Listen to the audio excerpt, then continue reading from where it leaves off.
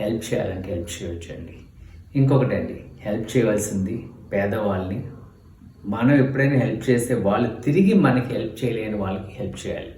అంతే తప్ప మోసగాళ్ళకి, స్కామ్స్టర్స్కి తర్వాత పెద్ద పెద్ద అమౌంట్లు అప్పిచ్చి వాళ్ళ వెనకాల తిరగడం కాదండి. అదేవిధంగా చాలామంది ఏంటంటే హెల్ప్ చేయడానికి ఏం చేస్తారు, చిన్న చిన్న హెల్ప్లు చేసి పెద్ద పెద్ద పబ్లిసిటీలు ఇచ్చుకుంటూ ఉంటారు. గోప్యంగా ఉంచాలి దానం. కుడి చేయ చేసేది ఎడం చేతికి తెలియకూడదు అని చెప్తూ ఉంటారు దానం చేసేటప్పుడు.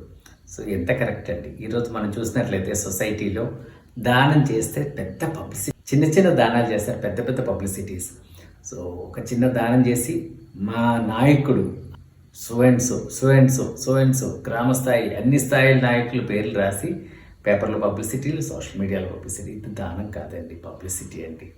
అదేవిధంగా కొంతమంది ఇన్ఫ్లుయెన్సర్స్ ఏం చేస్తున్నారంటే వాళ్ళు చిన్న వీడియో చేస్తారు, దానం చేసిన తర్వాత దానికి పెద్ద పబ్లిసిటీ. ఏమన్నా అంటే మేము ఆ వీడియో వైరల్ అవ్వడంతో వచ్చిన డబ్బులతో మళ్ళీ దానం చేస్తామని.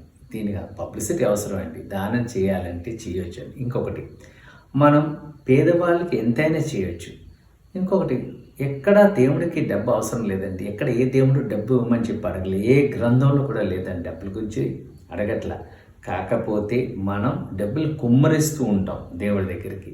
అంటే మనకి దీవెనలు వస్తాయి, బ్లెస్సింగ్స్ వస్తాయి, మనం అనుకునే బాగుంటాయి, మన ఆరోగ్యం బాగుంటుంది, మనం చక్కగా ఉంటాం, మన కుటుంబం బాగుంటుంది, మన తరతరాలు బాగుంటుంది అని చెప్పి మనం చేస్తూ ఉంటాం.